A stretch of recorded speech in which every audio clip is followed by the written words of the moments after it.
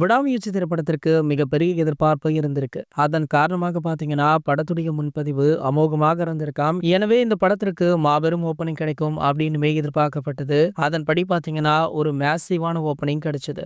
முதல் நாள்ல மட்டுமே இந்த படம் தமிழகத்துல 40 கோடிகளுக்கு மேல வசூல் செய்துள்ளதாக தகவலுமே வெளியாகி இருக்கு. விடாமுயற்சி திரைப்படத்தை பார்த்த பல ரசிகர்கள் பார்த்தீங்கன்னா, படத்திற்கு பாசிட்டிவான விமர்சனங்களை கொடுத்திருக்காங்க. 2 வருடம் கழித்து அதிர்ஷ்டருடைய நடிப்புல வெளியாகிற முதல் படம் அப்படின்றதுனால கண்டிப்பாக படத்திற்கு மிகப்பெரிய வசூல் இருக்கும் அப்படின்னு பலருமே சொன்ன வகையில படம் பாத்தீங்கன்னா தமிழகத்துடைய வசூல்ல மிகப்பெரிய சாதனையா படைச்சிருக்கு. இதுவரைக்கும் தமிழ் சினிமாவில் வெளியான படங்களின் வசூலை விட தமிழகத்துல விடாமுயற்சி திரைப்படம் முதலிடத்தை பிடிச்சிருக்கா. இது ஒரு மிகப்பெரிய சாதனையாக பார்க்கப்படுவதால சமூக வலைதளங்கள்ல இதனை ஏகே ரசிகர்கள் கொண்டாடிட்டும் இருக்காங்க. இந்த நிலையில பாத்தீங்கன்னா உலக அளவுல விடாமுயற்சி திரைப்படம் எத்தனை கோடி வசூல் செய்திருக்கும் அப்படின்னு ஒரு கணிப்பு வெளியாகி இருக்கு.